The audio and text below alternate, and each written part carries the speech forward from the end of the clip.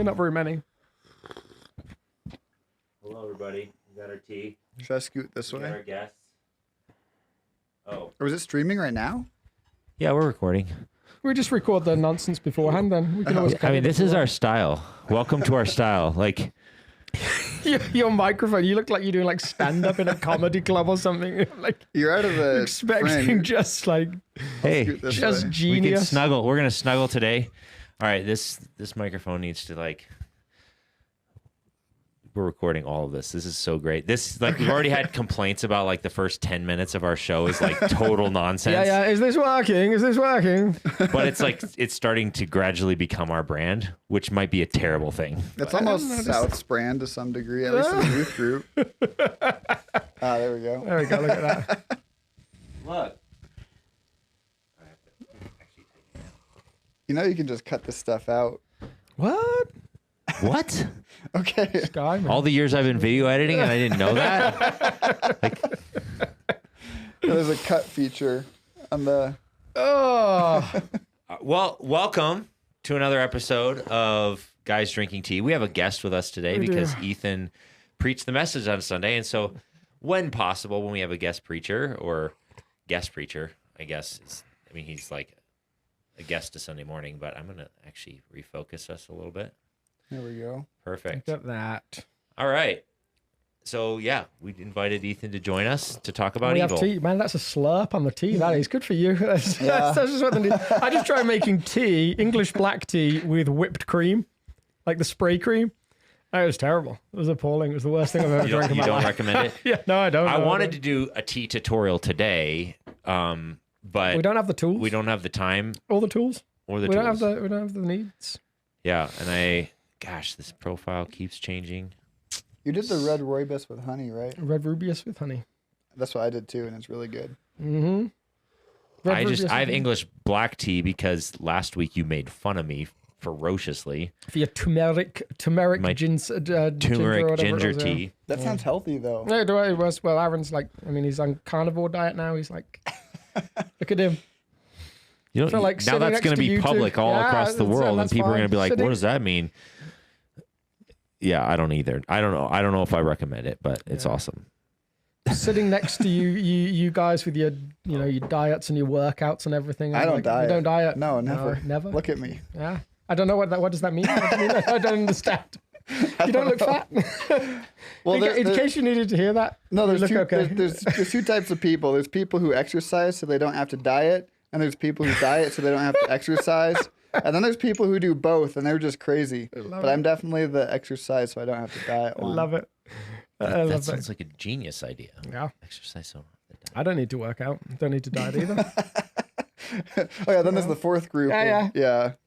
The neithers. That's probably closer to what I am. Yeah. yeah. But you're on a diet. Don't I? Well, I know, but I didn't like. This is the weirdest thing I've done because I didn't plan on it. Like it just sort of stumbled into it. That's not why we're here. You guys are like pulling the wool over my eyes. We're here to talk about the Bible, not my diet. Yeah, absolutely. All right. Let's talk about Jesus. Like if I start doing like before and after photos, then this show's gone horribly wrong. Okay. So just post them on the episode page. Yeah. That's going to be our screenshot. All right. Almost the last week of the Lord's Prayer. Almost. The last section that we're covering. We're not doing yours is the kingdom, the power, and the glory forever and ever. Why and aren't ever we, and ever Alex? and Why ever. aren't we doing that? Well, I think like most people would say, most people that have done textual study, it's probably not an original line. Was that your Probably very gets gentle added. way of saying most people who are really serious about things? Yeah. Most people with correct views on this would say that it's not in there. Now again, like it's true. Is it true? Yes. Absolutely. But is it there? No. So It's sort of the doxological, excited expression at the end of a. Do we need to define Are doxological? you promising all the people that want it that you will do the doxology this week because we're not doing the end of the prayer? No, because you asked for too many songs this week. Nothing wrong with a doxology. It's like 1 minute. It's so that's true. Oh, don't mess up my plan. Yeah, you could almost do it every single week, really, and it wouldn't be that hard. Yeah, Well, you know what I read? If we're diving in, as I was studying this, that was quite the segue. Sorry. Yeah. Carry on. as I was studying it in verse 13, when they said if the doxology is, added later, they said that one reason Jesus may have ended it so abruptly and with evil is because it's an invitation for people to add their own requests and ending to it. So it's almost like this was one. I can't remember where I read this, but they said that this is almost like the first half of the prayer, and the second half is creating your own. Oh, so it's almost like here are some categories. You've probably got more to say. Yeah. Keep talking. Right. Yeah. And deliver us from the evil one. And also help me to pass my math final on Tuesday. And also that was a big concern in first century Israel, I remember. It was like that math final. Those SATs have been around for a long time. Yeah. The standard ancient test. That's awesome. Yeah, so on Sunday, Ethan, you brought the message, and actually, just since is this our last? No, this isn't our last episode of this series. No, we've got one more next week. Absolutely. But anyway, I'm going to start a tradition just because we have a few more weeks in this series, and it's a short enough text. I'm just going to read the Lord's Prayer real quick, and then we'll focus in on what Ethan preached on, and then we'll just talk, hopefully, with a little bit more sense after that. This is a pre-record this week. Are we allowed to tell people that? No, it's not. It's live. It's live. It's totally not live. But we could cut whatever we wanted. This week we could actually cut the nonsense. We could. All right, so I'm going to quick pull a passage up here for us. I got to do some fancy things here. We've got our passage here. So here we go. Then this is how you should pray. Our Father in heaven, hallowed be your name. Your kingdom come, your will be done on earth as it is in heaven. Give us today our daily bread, and forgive us our debts as we also forgive our debtors. And this is where we're focusing in this week, both from last Sunday and today as we have our conversation. And lead us not into temptation, but deliver us from the evil one. Cool. That's what we got. So, Ethan, you want to give us a summary of where you took this passage on Sunday? Sort of, let's just assume that they forgot like they always... no, I have a high... Oh, did I just say that out loud? I should definitely cut that or not. But I forget things. I forget my own sermons when I preach. Assuming you were as unmemorable as Alex is most weeks, then what did they No, this is a great reminder. Like, I think, so what are some high points that you really were trying to communicate on Sunday for this passage? Yeah, so the first thing I did was kind of just look at the text itself. It almost seems like a bleak ending to this prayer. It's like if Jesus' movement here in the last half of the Lord's Prayer is from present, the daily bread, forgive us our debt, so it's the past, and this is looking to the future. And so it's like, well, looking to the future, why is it so like bleak and grim? Like if we believe Jesus has a happy ending for believers, right? Which is life with him forever, then you would expect the ending to be more like, and lead us not into temptation, but give us peace and joy and hope. But it's like, it's two negative statements. And so it's almost like, lead us not into temptation, but also deliver us from evil. And most translations or most commentaries that I read would actually translate it as evil and not the evil one, because I think it's one word. Intriguing. Not the I love that he evil said one. most commentaries that I read. How many did you read for this preparation? At least 5. How many do you read for your sermons? Less than 5. But I arguably have more other things to do. Clearly, you had a lot of free time. Coming back from a different country, doing youth group on Wednesday, young adults on Thursday. This conversation's going off the rails. Seminary. No. Okay. Well, I'll let you finish your summary, but I want to come back to that because you didn't address that, probably strategically for time's sake and all that stuff. But I would love to. Maybe evil versus the evil one? Yeah. I thought I did mention it. You mentioned it a little bit, definitely, yeah. In first Speaking service about or forgetting second? the services. I think you actually started with evil and then said, some people will say specifically the evil one. I thought I did mention that. Oh, that. It was early on in the message. Mm-hmm. I usually miss the first 3 minutes because I'm like walking Coming around. down from I walk here. all the way around the back, check in with the tech booth, this is my excuse. Yeah, absolutely. Yeah. I'm like realizing just as I'm saying that I'm just giving excuses. Yeah. Like, so, and everyone appreciates that. but you didn't talk about it long enough, so I want to talk about it more. So, all right, continue the summary. So, yeah, it is this bleak, weird ending, and what else? Just in the movement overall of the prayer, the first two words are "Our Father" first four words, "Our Father in heaven," and then it moves like down through the kingdom to the earth, to our daily lives, and then to evil, or the evil one. So it's like a movement from like top to bottom, and then the other main thing I noticed in the prayer is that it's from a position of weakness. It's all like His will, we receive, we are forgiven, and we need deliverance from evil. So it's none of this puts us in a position of power or strength or victory, and it's very much just like asking for repeatedly for things. It's not like our Father in heaven, congratulations, you have me. Yeah. Yeah. Not at all. It's not Father in heaven, watch as I take care of business. Like there's these things that I need. I'm going to make it happen. I'm going to earn bread. I'm going to make sure that like maybe I'll forgive others, but I'm good. I'm keeping things right. I'm not doing stuff I shouldn't do. And I've got evil covered. It's very much. The interesting thing is it's not even like asking for strength. Like, give me strength to earn my bread. Give me strength to resist temptation. It's just like, don't even let me go to your temptation. Just give me the bread.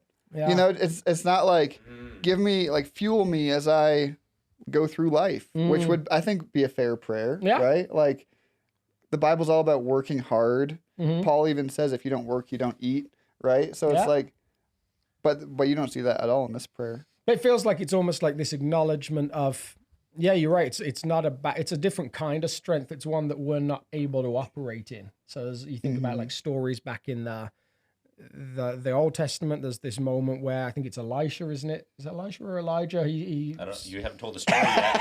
That's not helping me much. Which one am I thinking of? The story where he says to the servant, like, those that are for us are more than those that are against us. I'm pretty sure it's Elisha. I think it's Elisha. And he opens his eyes, servant's eyes, and suddenly he looks around. If we're wrong, feel free to put it in the comment section below. Yeah. The servant's name starts with a G. Jeff. With a G. That's the English spelling of Jeff. I know. Elisha and his servant Jeff. It begins with it's like a Monty Python. It totally is a Monty. Like gnome with a G. Yeah. Wow. There are some who call my servant Jeff. Like G for gnome. Do you even remember where you were going with that? Yeah, I do definitely. All right, but it is this moment of awakening to a spiritual force around you that actually isn't controllable by you, isn't dependent on you. And occasionally I've heard people say things like, we need to get more people praying because then God will answer. And I'm like, that doesn't necessarily feel like you understand spirituality and what's going on in the world. There isn't just like, there's more of us. There's more kind of that, or it's like answers. they like pilgrimage to Redding, California to have Bill Johnson pray for them or something. Because that's the answer. Because it's about who's praying for them. And really, it seems like in Jesus' mind, there's a spiritual thing that is a little beyond us almost. Well, but I mean, in other places it does say the prayer of a righteous man is powerful. So it's like, but what does righteousness mean in that sense? Like, that's not you being good. And if you're doing better than me, in Jesus' eyes, he doesn't see you as more righteous. That doesn't feel like right. I'm just saying they have verses to pull from. Yeah. Or to pull out of context, maybe. Yeah, there we go. So I think my question was, and we had like this, sub conversation. You really did a great job, I think, talking about the fact that evil is a reality in our world, without making people feel bad. It was humorous. It was poignant, but it made people, I think, recognize this is a world we can often feel like we don't have to deal with. They deal with it in Africa. They deal with it in India. They deal with it in these other, and each one of us has either lived or been in places where these are realities for people. How do you help people understand those realities in America in 2022, when for a lot of people, when we say evil, they picture a devil with like red horns and a cape and a pitchfork, and they're like, I don't really buy that. Or they picture, we talked about Monty Python, like the witch scene where they're like, no, she's a witch. She looks like a witch. She's got a nose like a witch. And it turns out they've just dressed up this poor old woman and made her look like a witch. I thought you wanted to actually show that clip. I would love to throw a show. Have you got it ready? Not quite. Well, maybe you can pull it up while we're talking. Carry on. But carry on. Like when people stereotype those things, it gives, I think, a bunch of people a chance to say, yeah, if that's what you're talking about, that's nonsense. Yeah. What do we mean when we say evil? Like, do you kind of get where I'm going with that? Yeah, and the crazy thing too, though, for us, and our church in particular, is it's in Littleton, Colorado, and right now we're just like a couple miles from Columbine, where that happened, and that was like the first major school shooting in America, and yet we still will take a lot of this prayer, or the section of prayer, for granted, and won't really mean it when we pray it or something like that. Like so deliver us from evil, but in the back of our minds we're going, but evil's not really going to happen to me, despite the fact that since then we had the STEM shooting nearby, we had the shooting in the theater for the Batman movie. Yeah, we had the shooting at King Soopers a while ago, and like Colorado for some reason is like, I can't remember if this is true or not, but we have the most shootings out of all the states. Is that right or not? It's definitely not right if you like, maybe it's like mass shootings or something, because like Chicago has the most murder. No, but right? I think, yes, school, like, yeah, like, but, those yeah. I forget what the word is, because those aren't. We're spouting statistics. We don't have a clue. But like, I think it's high. Yeah, it's definitely high. high. Not gang violence, but like shootings, like. Yeah, mass and it's shooting. definitely like I've often found with Colorado, like we have really high statistics on things like depression, anxiety, mental illness, and then you think like, well, we live in this place that's beautiful with 300 days of sunshine, with mountain views on almost every road you drive down. What would those statistics be like in a place that was overcast or, wasn't attractive and all those different? Because those things are actually natural, like mood boosters or enhancers a lot of the time. And yet the statistics for depression in Colorado are kind of off the charts, really. I wonder what that is. I have no idea. I mean, again, like it's very easy to just say, oh, that's just humanity. And yet, again, we've all lived in places where people say, no, the spiritual forces are real. That's a reality of everyday life for them. We almost kind of pretend, no, it's just down to, we just need more people in counseling, or we just need more people getting vitamin C and vitamin D. Or people just seem happier in a lot of places where they have less. That's definitely, I mean, that's a whole that's a whole different conversation. Thing. Yeah, I mean, for whatever reason, Colorado is not the road to happiness that we might assume when we look at what the weather is, what the climate is, what the surrounding area looks like, all of those different things, what the income level is, especially in a place like Littleton or Highlands Ranch. There's people that experience that evil. And I do think as a human race, we're somewhat, you're right, I think we're somewhat naive about some of these things. I once read this thing that if you ask people to map whether they expect the future to be good or bad, they'll mostly map it as good. And if you ask them to map in retrospect, they'll mostly map it as a mixture of good and bad. They for some reason, there's an optimism that says our future is going to be different completely. And yet we do experience like harm, struggle, negative things. That's interesting. And so like, I think, your take on the prayer and what people might do. And so maybe Jesus is calling us to remember that, like, moving forward, let me keep this in mind, that I will have temptation and there will be evil and bad things happening, whether in me or externally. Yeah. But that was one thing I brought up, was like the Stanford prison experiment. Some people told me afterward they hadn't heard of that before, and I assumed that was have you guys heard of it before? Yeah, definitely. Yeah. Yeah, I mean, I think I saw it in an illustration or something like that. But you mean before? Yeah. Yeah. Well, I assumed it was common knowledge because I thought it was this famous thing. But it was 1971. They, in case you missed the sermon, they take two groups of college students, and half of them they just say, "Okay, now you're prison guards," and the other half they say, "You're prisoners." And they just watched what happened, and the prison guards with like I can't remember what instructions they gave them, but it was pretty open-ended, just like, take care of these prisoners. And like half of them within 6 days became like sadistic, cruel, torturing psychopaths to the prisoners who a week before were just normal college students. So I use that illustration to point out, like, all of us hear that and we're like, oh man, those guys are crazy. Yeah. And that wouldn't be me. Totally. Yes. and- Yeah, absolutely. With the Jordan Peterson thing as well. Like, absolutely. We all believe there's no way I'd have been a Nazi. Right. I would have been I would have been the protest movement. Yeah. Yeah. So there's both, like you were talking about before, that like meta evil, right? And sometimes we miss that reality. But now you're talking, now you kind of bring it closer to home. Now, But even there's that- this meta evil, but then there's like, that's in you. That's in each one of us. And to bring it a step closer to home, which I don't know if I did a good job of in the services, because that's like closer to you. Like, you could become this psychopath if you were in the Stanford prison experiment. But what if you brought it even closer to home and said, like, well, every time you gossip, are you not destroying somebody else's life a little bit?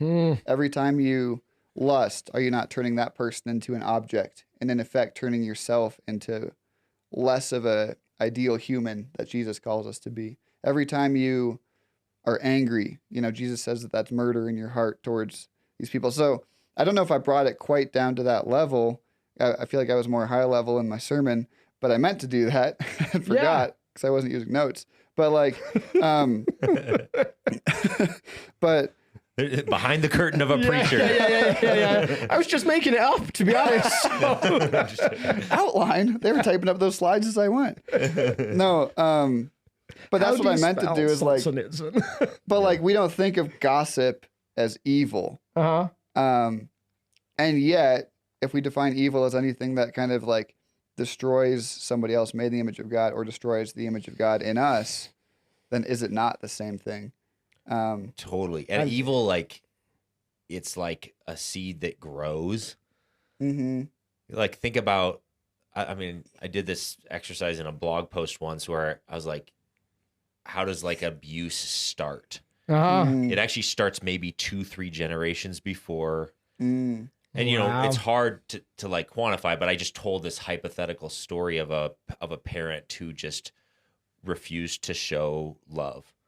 And then how that caused the child to strive for to earn that love, and then encounter someone who, shows them love, but it's distorted because it's like a sexual abuse situation, but they feel at least connected to another person. And then it's like snowballs. We hurt people, and evil starts to beget evil. And it's like, I mean, if you're a parent, maybe you've even had that thought, like, I'm wrecking my kids. I'm doing some of the same things that I feel hurt by from my childhood or whatever.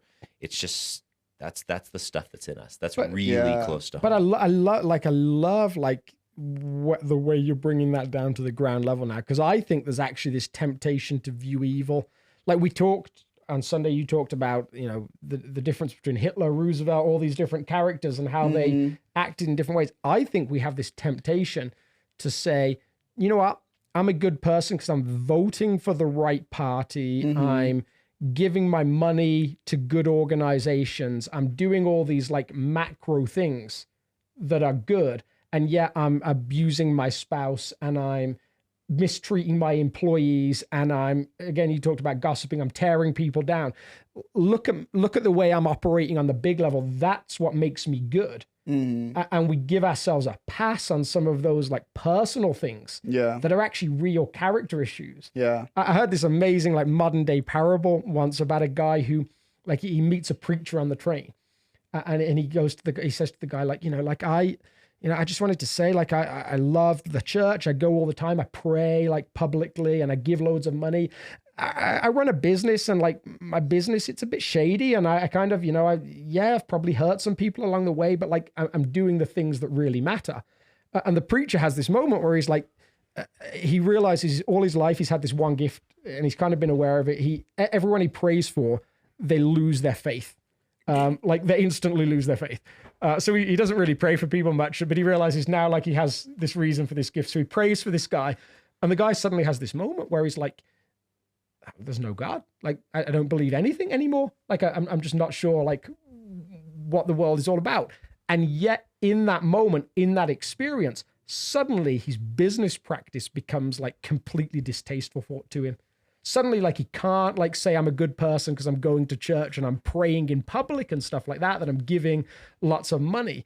Suddenly he's like, oh, the way I act in the world is terrible. So he changes everything about what he does. He quits his job. He sells his business. He suddenly becomes interested in helping the poor and caring for people. And the story goes that a year later, he runs into this preacher and he runs up to him and he says, falls down on his knees and is like, thank you. You helped me find my faith. There was this moment where he'd been giving himself a pass of like, I believe in God. I pray the right things. I'm not a bad person, even though the things that I do on the ground level are terrible, and he could acknowledge it. And it took like not being able to give himself that pass, like this moment. Now, of course, it's not a real story. There are a lot of Christians would benefit from that. I almost wonder, like, we get to tell ourselves, I believe in God. That's a good thing. I pray in public. That's a good thing. And James says, like, well, you do well. The demons believe in God and they tremble. Yep. But there's more to faith essentially than that. There's ways you can operate in evil, and you give yourself a pass. Yeah, I mean, maybe to bring it even more close to home, and I'll just tell my own evil story. I mean, it's simple. I'm so curious. Yeah. Big reveal. Yeah. Aaron eats small innocent animals. Aaron's second family. Yeah. Oh, gosh. It's going to be really Those are the kind of clips that people can take out of context and wreck my life with. Thank you. 2 families? Use that in the trailer. So glad to get a chance to edit this. Yes, exactly. No. When I get stressed out and overwhelmed by the weight of leadership or things aren't going the way I want to, like at work or whatever, or I don't know how to solve a problem or whatever it may be, one of my coping mechanisms is to numb the stress, to avoid it.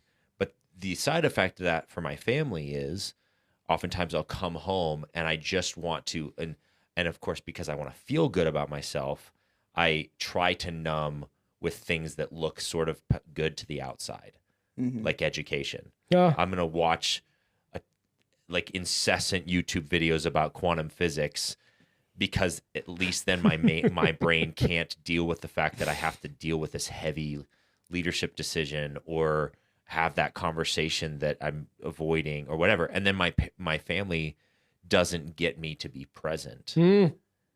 Yeah. Evil can be that too. Oh man, yeah. Evil can be this because it's a distortion of what should be in human, which is a totally different way of dealing with that stress, which is maybe a surrender to him and maybe this God help me because I'm prone to that kind of evil. So sorry that wasn't a very dramatic big reveal, but it's dramatic for my family. Yeah. Well, it makes me think of like the idea of shalom. You know, like when we pray like, or where's it used in the Bible? I'm totally blanking right now. Well, shalom's all over the Bible, right? It's that one everywhere. verse. Yeah, no, the idea of shalom, where when we ask for shalom in a Jewish sense, they would be saying like it's not just peace because maybe like much bigger to like your family. It's like, well, we have peace right now. Like Aaron's home and he's not fighting anyone. He's not losing his temper or getting drunk or he's just watching YouTube. Like, but that's not what shalom is. Shalom is not just the absence of bad, but the presence of all things good, meaning like all things being like in their right order or rightly ordered place, meaning it's when you feel present and you've done what you need to do and you rest well and you know, it's like the right order of all things, not just let me remove these negative feelings of stress and whatever, because then I'll have shalom. But that's not what shalom is. There's this beautiful image of swords and plows in the Bible. He doesn't just take away the sword. He doesn't just take away war. He creates something useful out of the swords. He creates something for prosperity. Like, he doesn't just take away the YouTube video. He actually creates an opportunity for the family to engage with each other in a way that's healthy and restorative. There's definitely that picture, I think, that God goes beyond our expectations. Yeah, and this prayer is found in the context, which you even mentioned, in the context of the Sermon on the Mount. And if you read the Sermon on the Mount, especially at face value, it sounds so heavy. I did it for 2 weeks. I think I said it was awful. It was miserable. He would come into the office with his eyes like this, like, I would walk around Costco, like, do I need a bottle of wine? Should I give that money to? It was so hard to. I questioned everything. Yeah, because the standard of shalom is actually really, really high. And then what you were saying before about this whole prayer is from a position of weakness. It's kind of like the culmination of some of that, where it's like, God, help me, because the calling for us as human beings to be imagers of God, to be representatives of what God is like in this world. And we're warring against so much brokenness in us, in the world, in everything. And suddenly we're just kind of like you said, this desperation. You had a phrase that you used, this desperate cry or something like that, or this urgent prayer. God, deliver me. I need something that I don't currently have. That's the flavor of this line. Yeah. That so and when you understand, I think, is it John 10 where Jesus says, my yoke is easy and my burden is light? It does not sound like John 10. I want to say it's Matthew 11. Matthew. I'm just going to throw that out there. Well, somewhere in the Gospels, Jesus says that. But like what a yoke actually means is, or the way that they would use that in the first century was a rabbi would say like his interpretation of Torah is his yoke. Absolutely, yeah. So if you are living out this rabbi's yoke, then you're going to live this way according to the Torah. When I was a student pastor, I actually made all the students come up and sit on the stage. And I said what he would do then is he would smash an egg over their head as like this ceremony of them taking that yoke upon them. And then that I was going to break eggs on their heads to celebrate them coming into like my youth group and stuff. You realize that those are spelled differently, right? Well, yeah, but it doesn't seem to matter. They didn't know that. Yolk versus yoke. All right. And then yoked, is that different? Like to be yoked, have you ever heard of that? Yeah. Like you're a weightlifter. I haven't just heard of it. You're like, oh, I am it. That's awesome. All right, you were saying? But when Jesus says that, like I always grew up thinking like, oh great, Jesus is going to give us a job to do because a yoke is also what you put on the oxen to make them work. But it's like, actually, no, what he's really saying is like my understanding of the law is easy and light and life-giving. And if you live this way, then you will feel lighter and more free and more whole. And, so he's not giving us more rules to follow, I think, when we read the Sermon on the Mount, when you understand it that way. But he's like saying, my interpretation of the Torah isn't heavy. My interpretation of the Torah isn't burdensome to you, but it will actually free you. And so... Totally. But that doesn't mean the standard's low. And because the standard's not about where you go when you die. If like the Sermon on the Mount is like this checklist of like, how do I get to the good place and out of the bad place? Then yes, it's going to be heavy. And it, like, if that's the interpretation, you almost have to read it that way. But no, it's an invitation to being fully human, which there's a lot of brokenness to overcome. And one of the keys to unlocking that lightness is the surrender spirit that we see in the Lord's Prayer. Sorry. It's that like, I need you. And then suddenly that's when we gain power. Like Paul says, I boast in my weakness. When we are weak, we're strong. Like that's the scriptures kind of like beckon you forward to this really high bar that's only achieved by surrendering, strangely. It's super fascinating. And then it's an invitation to just be fully human. That's going to be complicated. Yeah, I mean, to put it into like terms that are outside of the Bible, like if the bar is high, if you've got to clear this high bar, and Jesus' standard on some stuff, I don't know, I guess like on some stuff he seems like he's a little more liberal than other religious teachers of his time, and some stuff he seems way harsher than religious leaders. He definitely has his, just again, that's what they say. This guy has his own authority. He doesn't seem to be following our playbook. So supposing the bar is high and you're like, I can't clear that bar. Well, the gospel in some ways like says that no, you're operating in a different system now. You're not clearing a bar in your own power. You're clearing it with springy shoes. Like you're bouncing over it. There's another way of doing this. The bar isn't easy for a normal person, but you don't do it like a normal person. And if you are, something's gone wrong. Yeah, it's, back to the Sermon on the Mount. It's figure out how to be the kind of human being that just doesn't get angry. That's the invitation of the Sermon on the Mount. And, but then murder can't happen. If you start to walk with Jesus in such a way where I'm going to learn how to kind of become the kind of human being that just doesn't become angry, consistently better and better at it over the years, then murder becomes a more and more distant reality. I have murdered far less people in the last year than I did before. Yeah? Because of the Sermon on the Mount? Because of the Sermon on the Mount. It's leading me in good ways. Yeah. Yeah, I think you're right. There's that. Yeah, if it's just don't kill people, well, hopefully everyone lives to that with some exceptions, but there is more. And what exceptions? Well, some people do murder people. I'm just saying they do. Oh, I thought you were saying, it's good. Not endorsing. It's like so tags are not endorsements. You said hopefully everybody stands this with some exceptions. So I assume the hopefully. Hopefully everyone does this. I acknowledge some people think they're exceptions. Good clarity. Can we go back to the meta idea of evil for a second? Yes. Because I want to bring something else up that I thought about doing in my sermon, but I figured it would probably be a little too deep. Perfect. That is exactly what tea time is Yeah, for. exactly. By the way, before we jump into that, my daughter's probably going to come walk in and knock on this door. And that's just the style of this show. We're just going to let her come in. Yeah. And then I'll figure it out as we go from there. We can ask her what she thinks evil is. So, but then I will leave briefly and you guys can keep talking. Then I'll figure it there. Oh my gosh. There we go. Goodness gracious. That's Hello? timing. Just a second. That was great. All right. I'll be back. You guys keep talking about evil. Did your tooth fall out? Oh, man. Nice. Goodbye.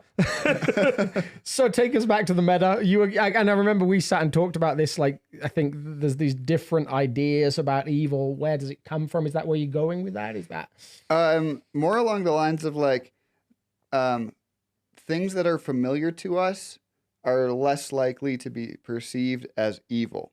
Huh? So, for instance, materialism is one of America's biggest sins that almost every one of us blindly takes for granted. If you have somebody who goes to the mall and just blows hundreds of dollars every week, you're not as likely to think of them, to like point to them and be like, they're evil. Yeah. Like, you probably wouldn't use that word with them, despite the fact that those companies they're buying from might be like perpetuating slave labor, sweatshops, in that human, their own greed and materialism. Yeah.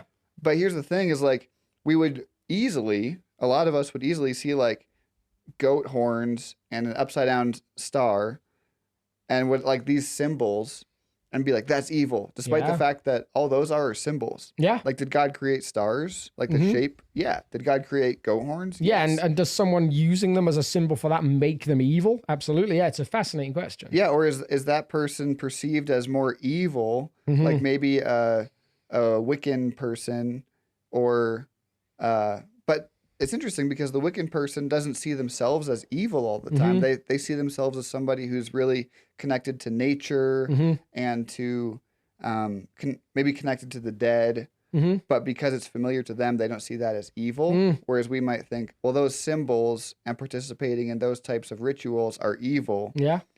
Despite the fact that for them, it might not feel that way. Whereas, and you could even bring it to the church world and be like, how many pastors that are wearing $5,000 of clothes, is that evil? And is their participation in these systems of greed and materialism and advertising and giant clothing companies funding their churches. Is that evil? But does it not seem that way because we're familiar with that world and with the idea of stages and fog and, so. We don't do fog at South Fellowship Church. Yeah. No, and that's not expensive fog for us. I've heard that they would rather have us teach heresy than have fog. No, but what do you think about that idea of something isn't as evil if it's familiar? Oh man, I think that's spot on. Like when I read through lists in the Bible, and there are some of things it says that God doesn't like, there's ones that I skip over very easily because I'm like, yeah, I don't know if that's that big a deal. Like I'm willing to give it a pass. I always used to say to people about the church I grew up in, and it was a wonderful church in lots of ways, but I would say to people, if I stood outside that church smoking a cigar, I would never preach again. Like I would be like, I'd be off the preaching register or whatever we call that. But I could walk in every week consumed with pride and nobody would know or really care, I don't think. Like there were markers that made me someone who was good. Yeah. And I think that's always been true about humans. We have these things we're comfortable with. And for America, materialism is an obvious one. We're just very comfortable with that. There's like carbon monoxide sins. Yeah, I love that deadly. language. Yeah, that's amazing. Which book is that in? What? Carbon monoxide sins. Second Ephesians. Nice, I like that. You haven't written that line yet? Did you just come up with Can that? we write a song between the three of us called Carbon Monoxide Sins? And we're royaltying that. Yeah. Nice. It's like when I was in Moody, we would always say the joke whenever it's like, hey, what classes are you in this semester? I would always be like hermeneutics, Old Testament 2, scripture writing, and then just like go on with the list and see if they caught that I said scripture writing. That's awesome. I'm in my scripture writing class. So, another question for you, which would be like, if you had one idea that you really were hoping, like when you're praying through a sermon and you're envisioning South Fellowship Church, which is still a relatively new community to you, but you're starting to pour into the kids and all this stuff. Your heart's developing as a pastor sort of personality for this community. What was your heart where you're like, God, please, I think you've given me this message. I hope they walk away with, what's that? I think for me, as I studied it myself, as someone who grew up in the church, I feel like there's people at South from every walk of life and brand new people to Christianity. But I think, and correct me if I'm wrong, the majority of people at South have been Christians for a long time and have been in church for a while. Or grew up in, or became Christians in a place that wasn't here. Yeah, I mean, certainly, yeah. And we have like, how many seminary grads? Yeah, lots in this of seminary. church? I don't even know how to count. Like lots of counselors, lots of people that have been to seminary, lots of So thinkers. that was kind of like my main demographic. And I'm thinking like, okay, if you've been in church for a long time, how do you receive the idea that like, yeah, we're all sinful, we all have evil in our hearts, but present it in a new and fresh way? And so that's why I could have quoted like the other place in the Sermon on the Mount where it's like, you've heard it said, if you have anger in your heart, you've murdered your brother. But we're familiar with that, so how do you present that in a new way? So I quoted Alexander Solzhenitsyn. You said it like perfectly on Sunday. Well, now you're struggling with it. Well, I haven't said it in a couple days. That's all he did. He didn't write any the notes. only rehearsal. He just went Solzhenitsyn backstage. Yeah, he doesn't even spell his first name right either. It's Aleksandr. I think the whole of Russia would disagree on the appropriate spelling of Alexander, but well, they did it wrong. Take that, Russia. Do you hear that, Putin? Putin. Yeah. I love it. Anyway, so I quoted him instead, kind of built from his paradigm of like, those people are bad, we're good. And he's like, that's not the case. The good between good and evil, the line between good and evil is like in our own hearts. Yeah. We have goodness in us and we have evil in us. And so to walk away from that, I think it would be, I would want the listeners to come away thinking like, evil is maybe more real and I haven't been taking it seriously enough. So when I pray and when I live and when I think and when I act, I should keep that in mind. That I'm capable of becoming evil. And maybe if you're in that instance where it seems like a really small thing, like I'm tempted to say something bad about my coworker because they wronged me in some way. It's like maybe you rethink that and say like, oh wait, maybe I'm contributing to the evil in the world rather than the healing of the world. And so just to become more aware of that, because like you said, there are sins that we let ourselves get away with because they don't seem as bad and because everyone's doing it and because whatever excuse we give for it. Yeah, we measure things by comparison to others rather than by some other standard. Yeah. And like gossip is mentioned several times in the Bible, and yet that's never one. And the other thing that I told Steve yesterday, he was like, I liked how you didn't bring up pornography, which would be like the easiest go-to when it comes to temptation. And I did mention, I hinted at it, like being home alone with your laptop. But that's all I said, because I think that when I was growing up, every sermon on temptation went back to pornography. And so I was like, well, it is the only temptation that exists. I know. It's like, that's the temptation. Well, someone once said like the church and pastors were like the gutter press, you know, the term like the gutter press, like the low, like cheap newspapers. Yeah. All they're interested in is other people's sex lives.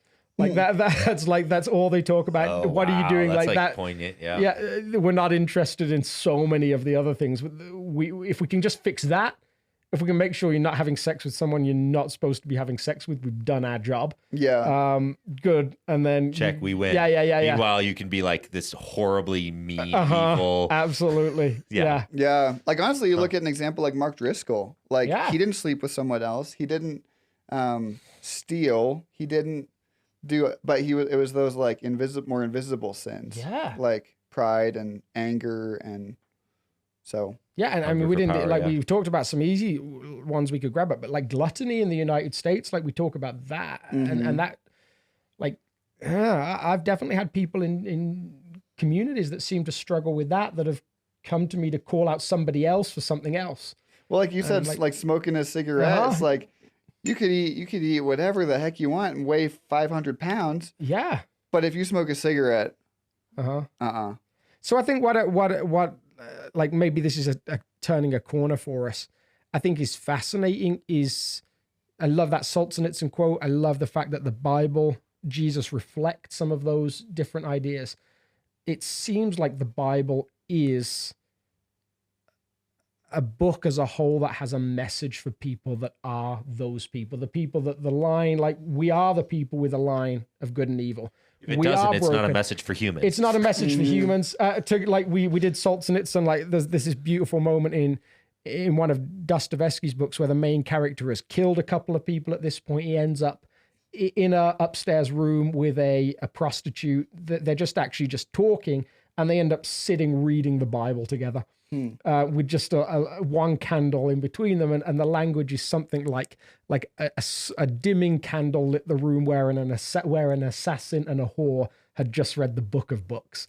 It's like this book speaks to people at their lowest point. It has a message that says, no, you are included in this book's good news, even when you find that evil in your own heart, even when you are the debtor that we talked about the week before. There is good news there somewhere, which is amazing. Is that Crime and Punishment? It was Crime and Punishment, yeah. And the like the idea of repentance is like this really significant preamble to the gospel message because it's basically saying, yes, it's me too. And that's like part of like this prayer. It's deliver me from evil out there, deliver me from evil in here, deliver me from, So one thing I said is, what if we prayed it like, deliver me from becoming the evil one? Oh yeah. Speaking of which, I don't think we have time. We've already been going for about 50 minutes instead of 30 minutes, but I wish we had time to go into the interpretation evil versus evil one, which you sort of already covered a little bit, but because I think there's some interesting stuff, rabbit trails we could chase. We need a video on this video about going deeper from this video. Are you talking about like the idea of the Satan? Yeah. Yeah. we should. Yeah, no, that's Pandora's box that will take way too much time. It's just tempting. But maybe one of the side notes that comes out of that is the scriptures are like just packed full of intrigue and exploration. And as you're like in the relationship with God, reading these words, they can come alive in this beautiful way if you just look past the surface and ask some questions and then say, Jesus, what's this mean? And then maybe pick up a book somewhere. It's like, it's the gift that keeps on giving, truly. I love it. Love it. Any final thoughts? I'm glad you love it too. You're like a whole, like, I felt left out. Flee from evil thing at the end. We didn't show Monty Python. I pulled it up like way early on. Should we just maybe it's a close copyright thing that is better? Maybe. I don't know what the We're rule going to need is. 20 seconds. We could just probably quote the entire thing. It's a witch. How do you know she's a witch? She looks like one. She turned me into a newt. I got better. You don't look like one, a newt. I got better. I love it. The two best part- non-British The two guys are non-British just... guys, I'm just like, I feel like I'm watching Monty Python. This is amazing. But if you watch here's a fun fact about that scene. Maybe this is what I'll end with. Okay. Because I know so much about this movie. They didn't have enough footage to do more than one take. So if you watch, there's one guy in the background. He's like chewing on his sickle so that he doesn't laugh, and you can tell he's trying so hard not to laugh. Well, Because they were like, if we have to redo this, we won't have the film because we can't afford the film to reshoot it. Monty Python knew how to break people. They're Oh, man. so freaking funny. Yeah. But the guy on the left, if you watch him, he's chewing on his sickle so he doesn't laugh. And you can tell he's trying so hard not to laugh later on. Yeah. Because they're like, we don't have enough, we can't afford the film to reshoot this. My favorite part of this whole scene is when they finally get to this ridiculous conclusion. She's like, "'Tis a fair court." Yeah. Like they decide that she's a witch because she weighs the same as a duck. But then because of that, the guy comes up to the king at the end. He says, "Where do you get your knowledge of the sciences?" Yeah, he's so good. Gosh. All right. Wow. Man, that's poignant for today. I love So it. there you go. On that very high theological note.